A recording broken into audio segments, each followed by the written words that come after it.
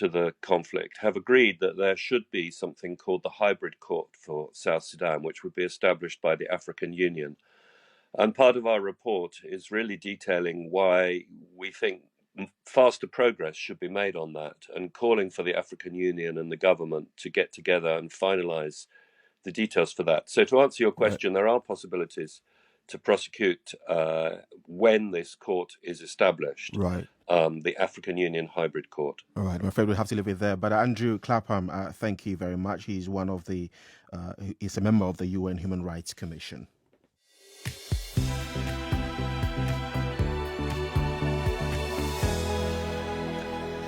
To Ukraine now, and for months fighting has raged in and around the eastern city of Bakhmut. On Monday, the head of the Russian mercenary Wagner Group claimed the city is now legally Russian, but Ukraine's armed forces have insisted that they still hold control of there.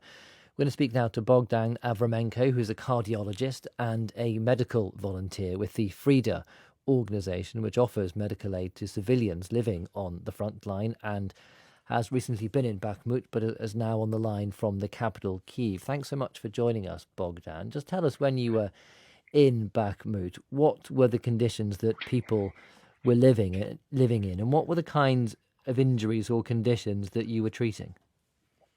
Good morning. So unfortunately, Bakhmut, the situation in the Bakhmut is very difficult right now. And last time when it was there, it was more than 1 month ago, when we had the permission from the government to go there. It was critical condition with the medical aid, because there are no any kind of possibility to see a doctor or to get the medication.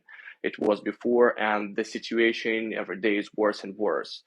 A lot of patients, for us as a patients, for you civilians, stay there right now with the kids, and that's very sad, because a lot of kids with the parents still need the help and need to be evacuated from the Bakhmut. But unfortunately, the Bakhmut is almost right now is under control of the Russian troops, so it's impossible right now to do it. So what we saw there, it's a huge problem with the medical assistance, with the even primary health care, and we saw a lot of deaths of the patients just from the very simple condition like hypertension, diabetes, infectious disease, which can be treated very easily with some medications, but unfortunately the limited access to the medicine is trouble and cause the bad things. Right, so you said before that there was just no possibility for people who are in Bakhmut to see a doctor. So the hospitals, the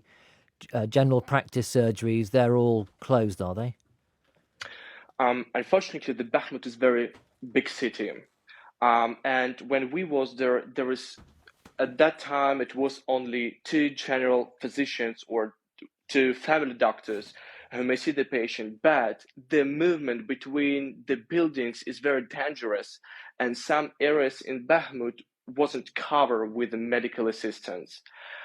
There is only one hospital and it was the hospital for military, and they accept the civilians only in case of the trauma disease. In case it was artillery attack and they was injured, the military hospitals accept these patients, but not more than. Now, I think before the war, there were 70,000 people living in Bakhmut. A few weeks ago, it was reported there were about 5,000 still left, including over 100 children. Do you know what the situation is at the moment? How many civilians are still there? Unfortunately, there is no clear information about that, but what we saw, it was really, before it was 70,000 is correct information. When we was there, we knew that it was 280 children, and the Bakhmut, it was in the mid of February. But very good that the government push everyone to evacuate and push the parents with the kids to move to the safety place in Ukraine. But unfortunately, some of the parents, grandpa and grandma, they hid the kids in the shelters. And as we know, right now in the Bakhmut, more than 60 children still are there. 60 children still in Bakhmut amid all that fighting. Yeah. Thank you, Bogdan Avramenko there, who's a medical volunteer with the organisation. Frida joining us on the line from Kyiv.